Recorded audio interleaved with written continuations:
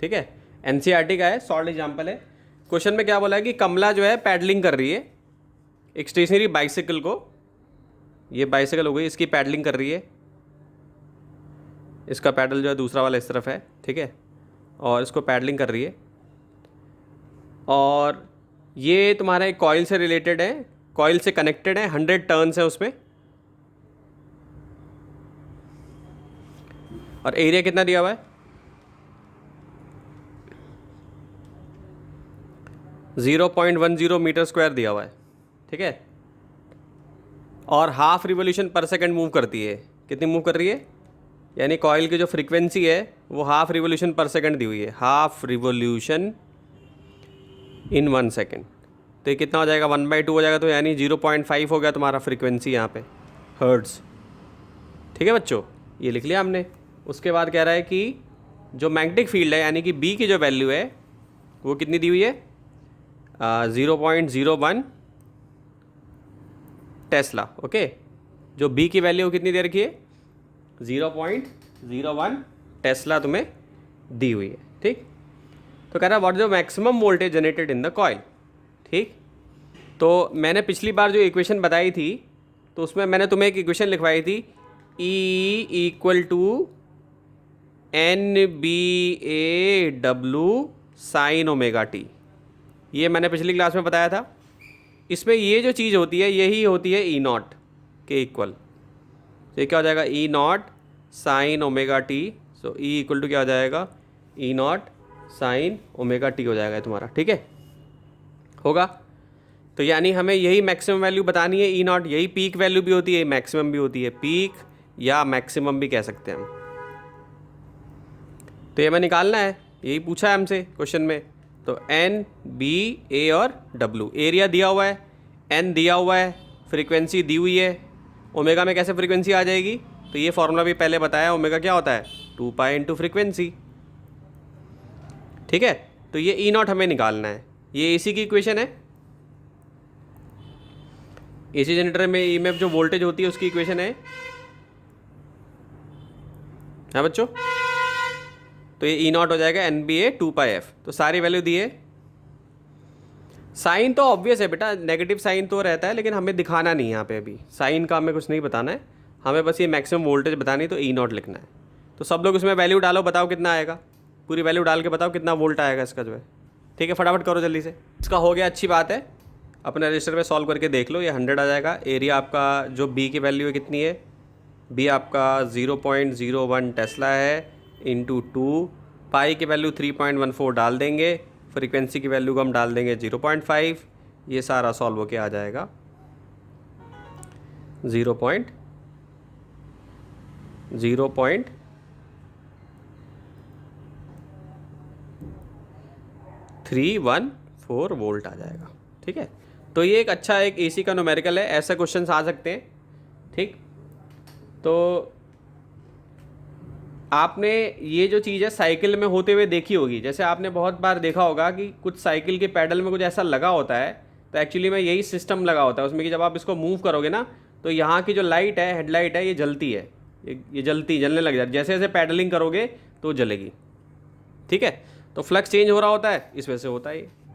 ठीक है बेटा, यहाँ पे 0.01 लिखा है ना, तो ये मैंने लिखना, ये 0.10 यहाँ पे एक और आएगा छोटा सा, जो मैंने लिखना स्किप कर दिया, तो ऑब्वियसली एरिया की जगह पे आएगा ये 2 तो इसकी वैल्यू हो गई, पाई की वैल्यू पता ही है, फ्रीक्वेंसी पता ही है, तो वो लिखना भूल गया था मैं।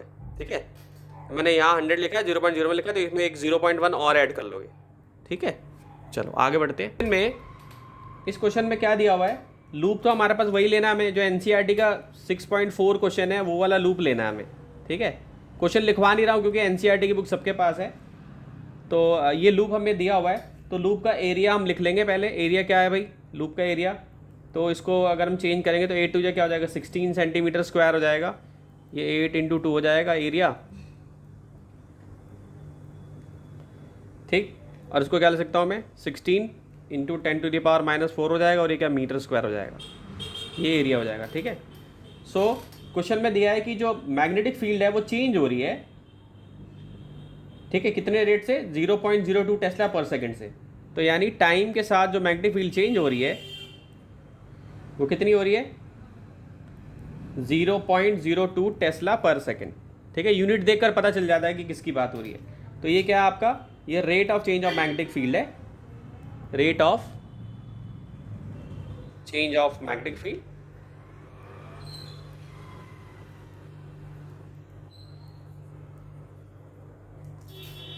ठीक है, कितना है? 0.02 टेस्ला पर सेकेंड है। और लूप का रेजिस्टेंस है, जो लूप के अंदर रेजिस्टेंस है वो भी हमें दिया हुआ है, कितना है? 1.6 ओम। ठीक, तो इसका इंड्यूस ईएमएफ हम निकाल सकते हैं। इंड्यूस ईएमएफ का फॉर्मूला क्या होता है? D phi by D T, flux जो चेंज हो रहा है। तो हम इसको क्या ले सकते हैं? D by D T. और फ्लक्स का सबको पता है फॉर्मूला क्या होता है भाई? बी ए होता है यहाँ पे। तो हम क्या लिख देंगे? बी ए लिख देंगे। ठीक है, so S flux equal to क्या हो जाएगा? B A. ठीक, सो ई इक्वल टू क्या हो जाएगा? A D B by D T.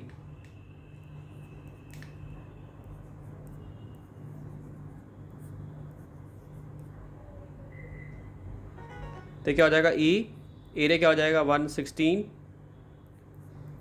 Into 10⁻⁻4 into 0.02 Tesla.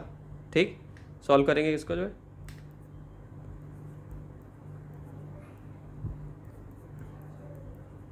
Volt आ जाएगा।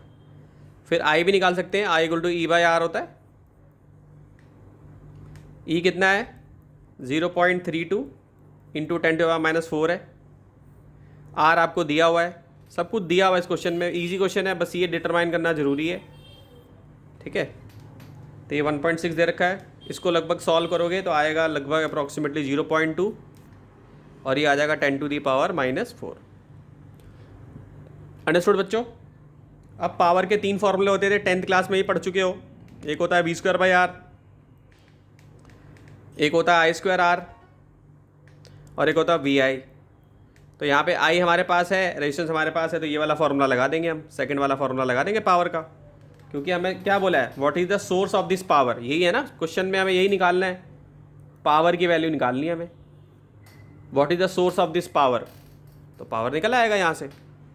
सो P I की जगह पे क्या कर दोगे? 0.2 इंटू 10⁻⁻4 का स्क्वायर, और रेजिस्टेंस कितना है तुम्हारा? 1.6 ओम। ठीक है,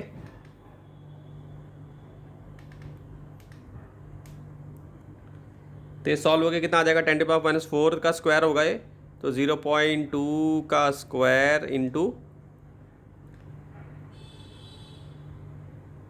10⁻⁻4 का स्क्वायर और 1.6, तो ये लगभग सॉल्व हो के आएगा तुम्हारा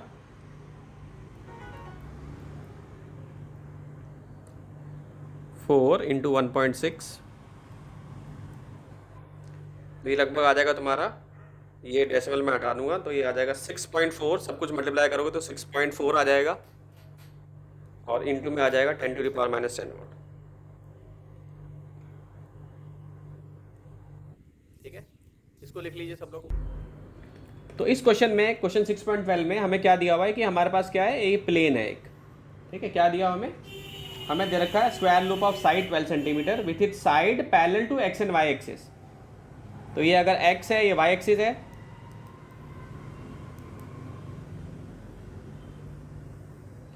ये एक्स है, ये वाई है, तो इस प्लेन के पैरेलल है ये। ठीक है, कोई स्क्वायर है जो इस प्लेन के पैरेलल है बिल्कुल। ठीक, तो ये मैंने एक स्क्वायर बना दिया, इसको रेड पेन से बना देता हूँ, ये बना दिया स्क्वायर मैंने। ठीक है, 12 सेंटीमीटर दिया हुआ है। ठीक है, स्क्वायर का जो लूप का जो साइड है वो एक साइड जो है 12 सेंटीमीटर हमें दिया हुआ है, ये भी 12, ये भी 12, ये भी 12 और ये भी 12। ठीक है, ये हमको दिया हुआ। फिर कह रहा है is move with X and Y move velocity in the positive X direction. इसको ऐसे मूव किया जा रहा है, यूं मूव किया जा रहा है इसको, इस तरफ इसकी मूवमेंट है। ठीक है, यह हमें दिया हुआ है। ठीक, और मैग्नेटिक फील्ड जो है वो पॉजिटिव जेड डायरेक्शन में, यानी कि ये अगर पॉजिटिव जेड डायरेक्शन है, इसको अगर कलर्ड पेन से मैं ये ब्लू से बनाऊं तो मैग्नेटिक फील्ड की डायरेक्शन ये है आपकी पूरी।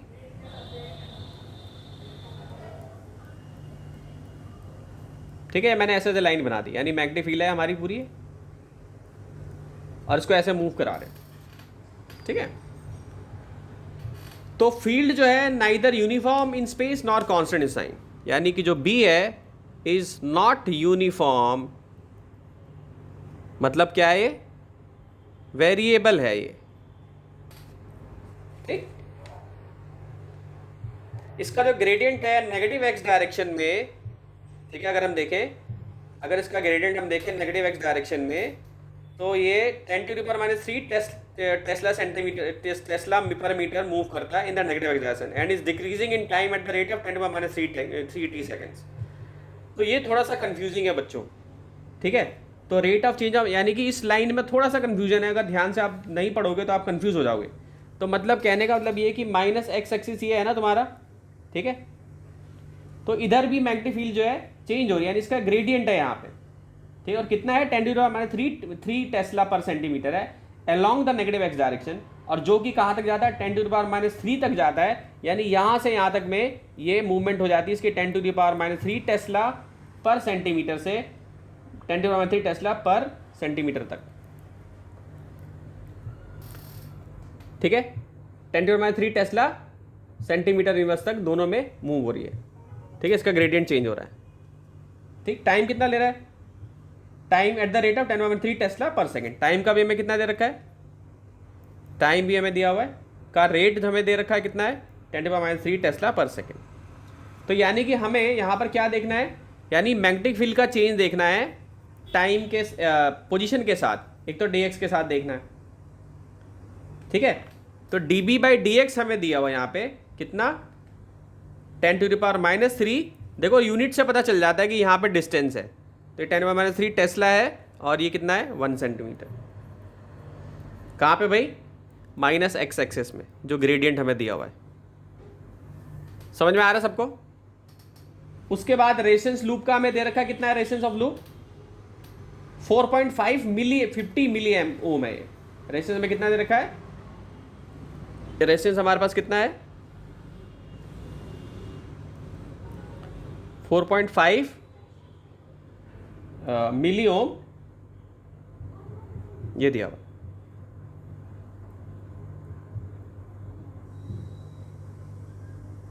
ये ओम दे रखा है।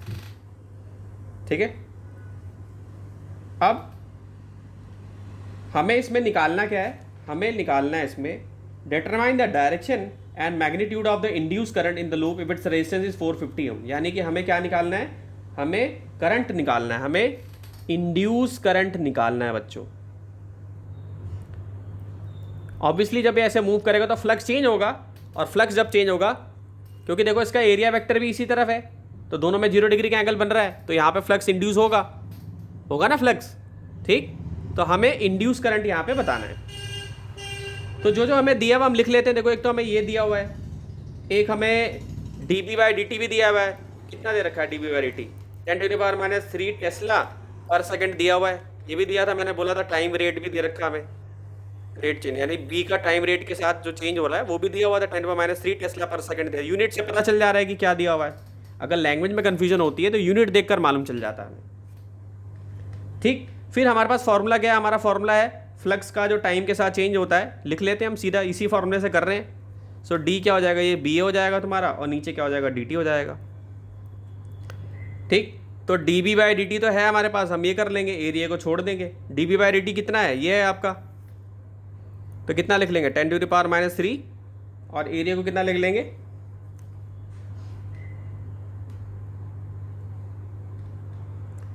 Into 144 into 10⁻⁴।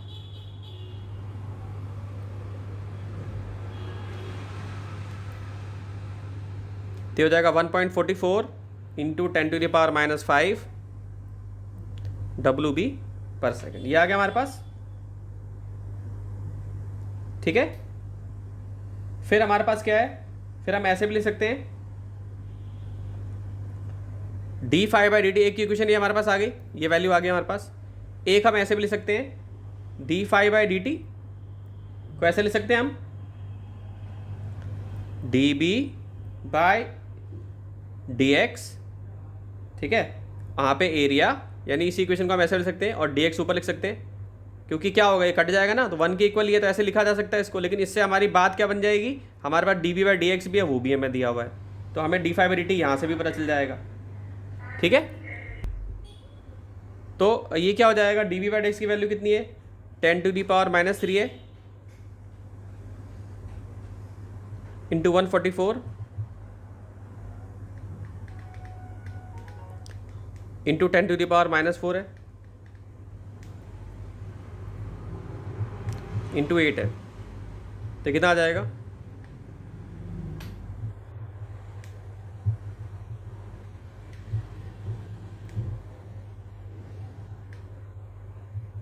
आई पे और कितना है, WV/सेकंड है। ठीक,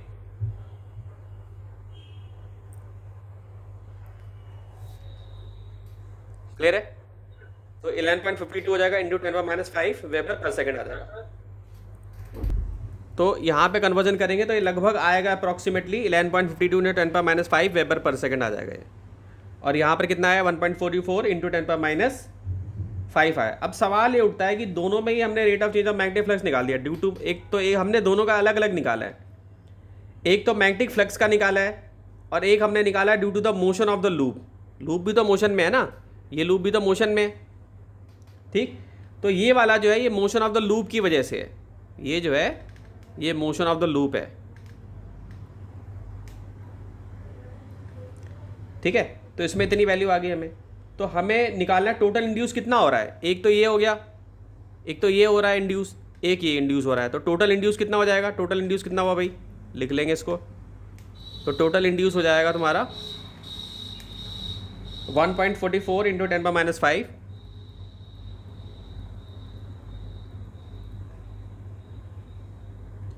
और प्लस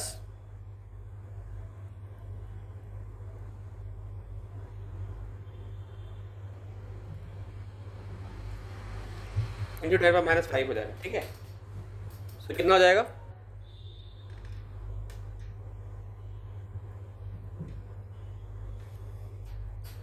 तो ये टोटल आ जाएगा तुम्हारा, यहाँ पे कर देता हूँ, ये आएगा तुम्हारा ई की वैल्यू आ जाएगी टोटल 112.96 इंटू 10⁻⁵ वोल्ट।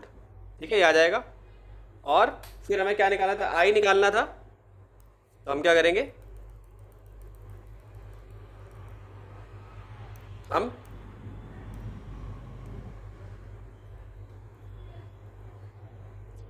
E/R लिख लेंगे। ठीक है, सो E की वैल्यू कितनी आ गई, ये आ गई, और R हमको पता ही था, R कितना था हमारा यहाँ पे, ये था ना 4.5 इंटू 10⁻3, तो E की वैल्यू 12.96 लिख देंगे इंटू 10⁻⁻5, और नीचे क्या आ जाएगा सॉल्व हो के, नीचे आ जाएगा 4.5 इंटू 10⁻3।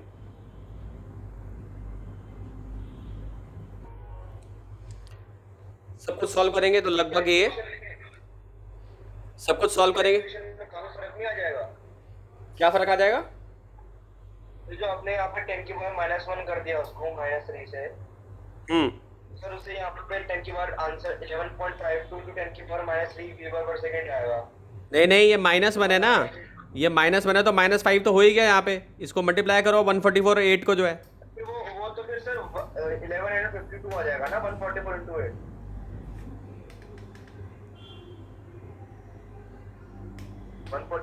मैं अभी ये कैलकुलेशन करके दिखाता हूँ तुम्हें, वो मैं कैलकुलेशन करता हूँ, मैंने पूरा लिखा नहीं है, इसमें थोड़ा सा और भी लिखना पड़ेगा और कैलकुलेशन करनी पड़ेगी, पूरा लिखा नहीं है मैंने अभी। ठीक है, वो मैं लेके आता हूँ कैसे आए। तो अभी ये मानो कि दोनों का ऐड करके इतना आ गया वैल्यू, और इसको 4.5 से डिवाइड करेंगे तो ये लगभग आएगा 2.88 इंटू 10⁻⁻2 एम्पियर। ठीक, इसको लिख लो, मैं अभी ये सॉल्व करके दिखाता हूँ कैसे आए। ठीक है, लिख लो इसको। ठीक, तो जो मैंने 8 लिखा हुआ था ना पहले, वो 8 नहीं है बेटा, वो 0.08 है, तो अब तुम अगर अपनी कैलकुलेशन करोगे तो लगभग इसके आसपास ही आ जाएगी। तो वो जो मैंने 8 लिखा था ना, वो 8 नहीं है, दैट्स 0.08। अंडरस्टूड? क्लियर है? तो क्योंकि 8 सेंटीमीटर था ना, उसको भी तो मुझे कन्वर्ट करना पड़ेगा ना, 8 सेंटीमीटर को भी तो मीटर में चेंज करना पड़ेगा मुझे। तो यही आएगा आंसर जो है लगभग। तो उसको हम कह सकते हैं 2.9 इंटू 10⁻² के लगभग आ जाएगा ये एम्पियर। क्लियर है? तो मैंने कन्वर्ट नहीं करके सीधा 8 लिखा हुआ था, अब ये 0.08 हो गया तुम्हारा। क्लियर है? ठीक है।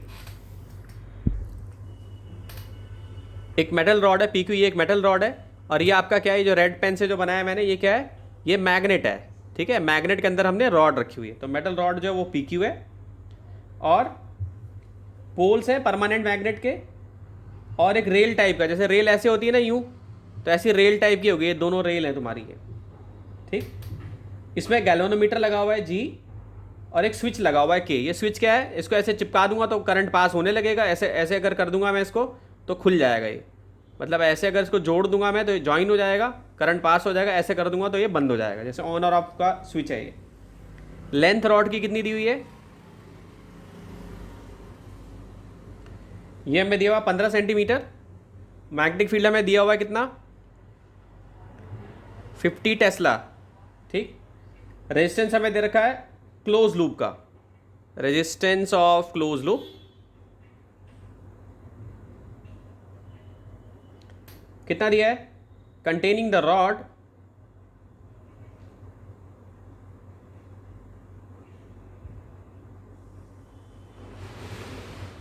नाइन 9.0 मिली हो,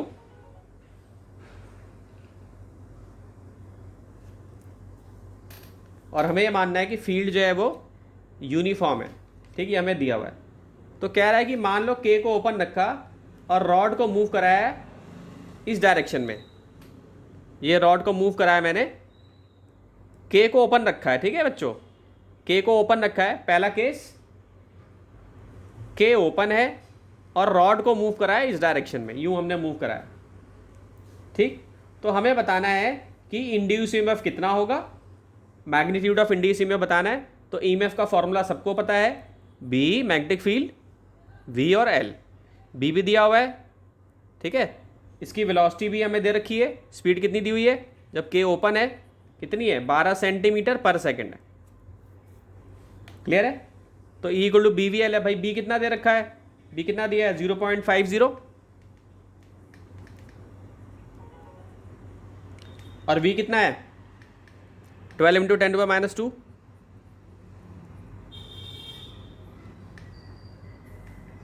और लेंथ कितनी है, 15 इंटू 10⁻²। इसकी लेंथ भी दे रखी थी ना हमें, कितनी है, 15 है, तो 15 इंटू 10⁻² कर देंगे। -2 और -2 क्या आ जाएगा, -4 हो जाएंगे। यहाँ पे 0.50 है। ठीक, तो इस सबको मल्टीप्लाई करोगे तो लगभग ये आ जाएगा किसके, 9 इंटू 10⁻³ वोल्ट के इक्वल आ जाएगा। ठीक है, ये इतना आ जाएगा हमारा। ठीक, तो ये क्या निकला हमारा, ये निकल गया मैग्नीट्यूड।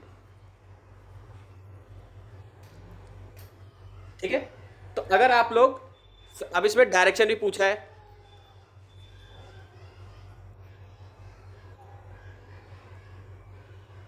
E की डायरेक्शन हमें बतानी है। तो E क्या होता है, BL भी होता है। और अगर हम Fleming left hand rule apply करें, फ्लेमिंग लेफ्ट हैंड रूल, ठीक, तो हमने फॉर्मूला पढ़ा हुआ था, force equal to Q V B। ठीक, इसको ऐसे लिख सकते हैं, E पे माइनस साइन होता है, और क्या लिख सकते हैं, V इंटू B। सबको पता है वेलोसिटी की डायरेक्शन ये है, और सबको पता है मैग्नेटिक फील्ड की डायरेक्शन किधर है, नीचे की तरफ है। ये वेलोसिटी की डायरेक्शन है। ठीक है, तो इलेक्ट्रॉन की डायरेक्शन किधर होगी, उल्टी, उल्टी होगी ना इलेक्ट्रॉन की डायरेक्शन, जिधर करंट होता है उसको उल्टा मूव करता है। ठीक है, सो इलेक्ट्रॉन की जो डायरेक्शन है,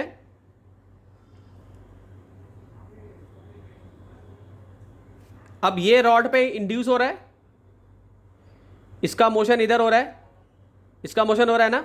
हमने क्या पढ़ा भाई, जिधर करंट जाता है, जिधर करंट होता है उसके अगेंस्ट इलेक्ट्रॉन होता है। तो यहाँ पे जो करंट है, जैसे मैंने यहाँ बताया है, ठीक, तो इधर तो मोशन हो नहीं रहा है। ठीक, हमें यहाँ पे देखना है, क्योंकि इंड्यूस तो इधर होगा ना, इस पे होगा ना, इस वाली कॉइल पे है बच्चों। लेकिन हमें एक चीज़ पता है कि इस कॉइल की मूवमेंट किधर है, वेलोसिटी इस तरफ है और ये इस तरफ है। ठीक, ठीक है, तो अगर हम Fleming left hand rule apply करेंगे तो जो फोर्स लगेगी, लॉरेंस फोर्स जो लगेगी वो पी क्यू पे लगेगी। सो लॉरेंस फोर्स जो लगेगी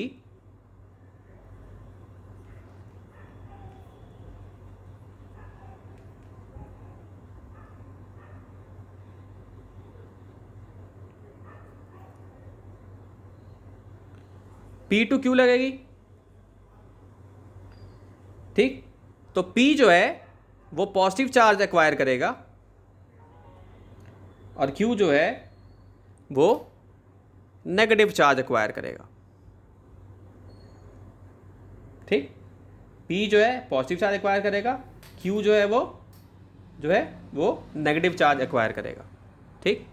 तो इस तरीके से हम इसकी डायरेक्शन जो है बता सकते हैं using this formula, force is equal to minus E V into B. जो वेलोसिटी है वो किस तरफ है वो पता है हमको, और बी की वैल्यू हमें पता है, ठीक है। और इलेक्ट्रॉन का तो मैं बता ही दिया मैंने। अब करंट को ऐसे देखना, जैसे ये कॉइल पे करंट मूव करेगा ना, तो अगर करंट ऐसे मूव करेगा जैसे पी और क्यू है, जैसे पी क्यू है, तो मान लो अगर करंट ऐसे मूव कर तो इलेक्ट्रॉन ऐसे मूव करेगा उल्टा। तो ऐसे वायर नहीं है, इस तरीके से नहीं देखना है कि भाई यहाँ वेलोसिटी हो रही है, यहाँ वेलोसिटी हो रही है तो इस पे करंट हमें देखना है, यहाँ पे करंट देखना है। समझ रहे हो, विजुलाइज कर पा रहे हो? हेलो, सब विजुलाइज कर पा रहे हो? इसको मैं फिर से बताता हूँ कि जैसे देखो ये पी क्यू है ना, ये डायरेक्शन देखना लग रहा है समझ नहीं आया, दोबारा बता रहा हूँ। मान लो ये पी क्यू है, ठीक, ये पी क्यू है और वेलोसिटी जो है इसकी इस तरफ है और मैग्नेटिक फील्ड की जो डायरेक्शन है वो इस तरफ है, ठीक है।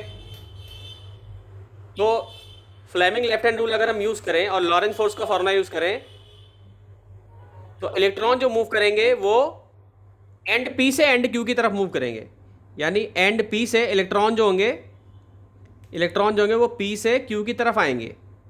अगर हम लॉरेंस फोर्स अप्लाई करेंगे तो इलेक्ट्रॉन की जो मूवमेंट होगी वो पी से क्यू की तरफ होगी, ठीक है।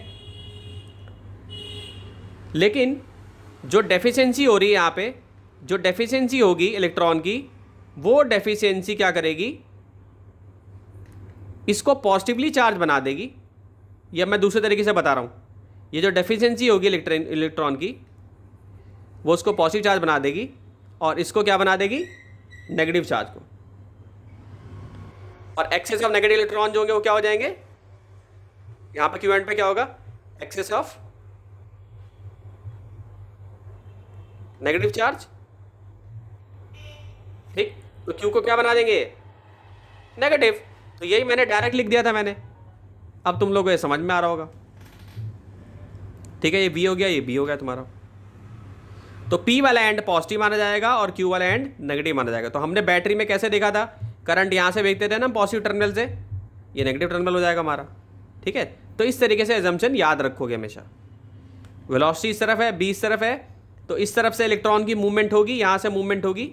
लॉरेंस फोर्स अप्लाई करोगे, फ्लेमिंग लेफ्ट हैंड अप्लाई करोगे तो यहाँ से हम मूव करेगा इलेक्ट्रॉन, तो ये वाला पॉजिटिव टर्मिनल। तो हमने क्या देखा है कि अगर हम करंट यहाँ से भेज रहे हैं तो इलेक्ट्रॉन को उल्टा मानेंगे, इंड्यूस इमेज की बात हो रही है ना। तो पी वाला एंड पॉजिटिव हो जाएगा, क्यू वाला नेगेटिव हो जाएगा। सबको समझ में आया?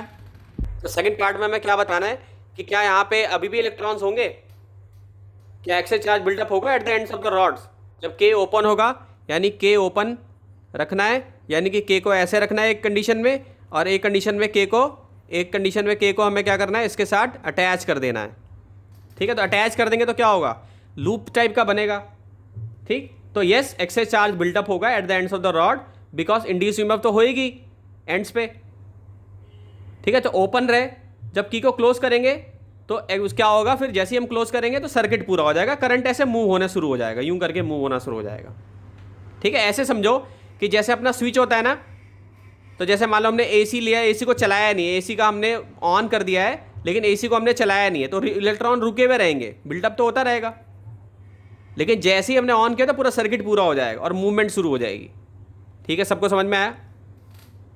ठीक। तो आंसर क्या होगा, यस, एक्सेस चार्ज जो बिल्टअप होगा at the ends of the rod,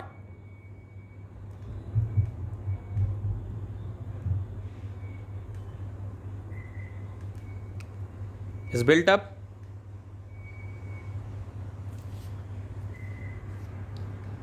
at the ends of the rod,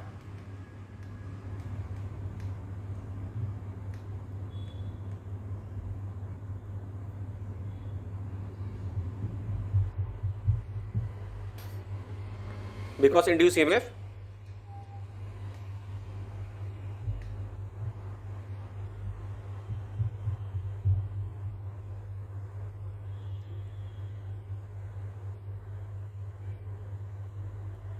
is set up across the ends.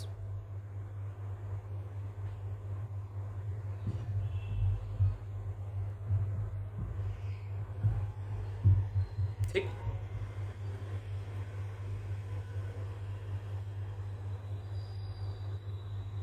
और दूसरा जो केस है, when K is closed, यहां लिख देता हूं थोड़ी सी जगह, when K is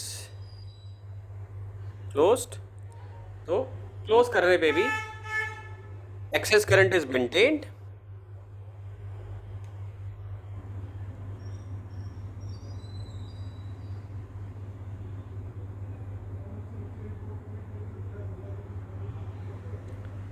maintained by the continuous flow of current.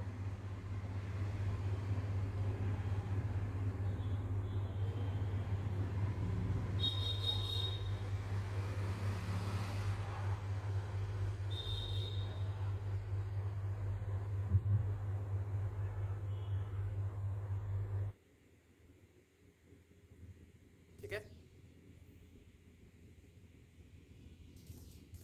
when K is closed, excess current is maintained by the continuous flow of current, यानी कि सर्किट पूरा हो जाएगा, ये K जैसे यहाँ पे जुड़ जाएगा तो मूवमेंट होने लगेगी। ठीक है बच्चों, क्लियर है?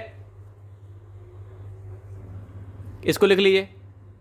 तो थर्ड वाले में ये सिचुएशन है, K ओपन है, यानी K को हमने ओपन कर रखा है, यानी सर्किट पूरा नहीं है। K यहाँ पे क्या है? ओपन है।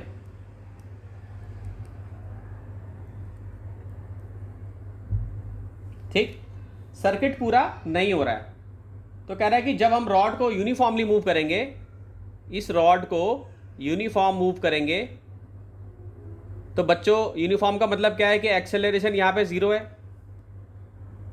ठीक है, एक्सेलरेशन यहाँ पे 0 है, यूनिफॉर्मली अगर मूव कर रहे हैं, तो कह रहा है कि there is no net force on the electron, जबकि मैग्नेटिक फील्ड लग रही है, जबकि मैग्नेटिक फील्ड तो लग रही है।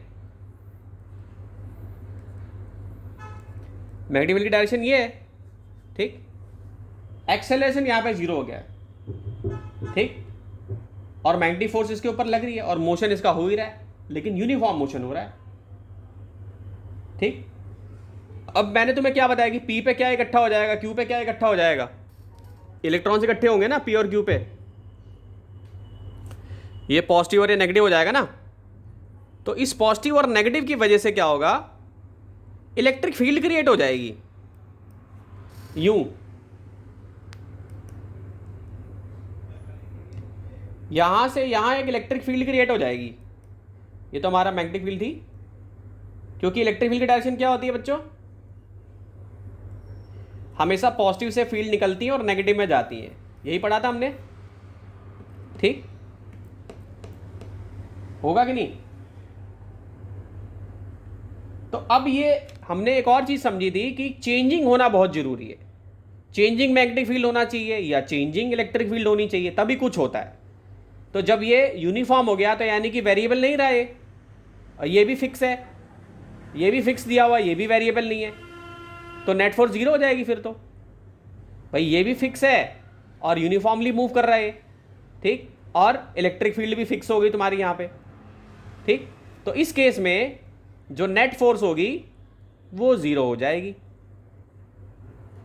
ठीक है, क्योंकि यूनिफॉर्म नहीं होना चाहिए। चेंजिंग, यार हमने तीनों एक्सपेरिमेंट पढ़े थे तो उसमें हमने क्या पढ़ा था, रेट ऑफ चेंज होना चाहिए। चेंज होना बहुत जरूरी है। यहां तक कि जब कॉइल मूव नहीं कर रही थी, वो वाले एक्सपेरिमेंट में भी हमने क्या देखा था कि कॉइल जब मूव नहीं कर रही, ऑन और ऑफ करते वक्त गैल्वेनोमीटर में डिफ्लेक्शन मिल रहा था। तो ऑन करते वक्त भी क्या हो रहा था, चेंजिंग हो रहा था ना। जैसे 1 एम्पेयर करंट है तो उसमें टाइम लग रहा था भाई, 0, फिर 0.1, 0.4, कुछ टाइम ले रहा था। तो ऑन और ऑफ करते वक्त हमें चेंज मिल रहा था। ठीक है, तो इस केस में नेट फोर्स 0 हो जाएगी, क्योंकि यूनिफॉर्मली मूव कर रहा है और एक्सेलरेशन 0 हो जाएगी। तो इस केस में नेट फोर्स क्या हो जाएगी, 0 हो जाएगी। ठीक है।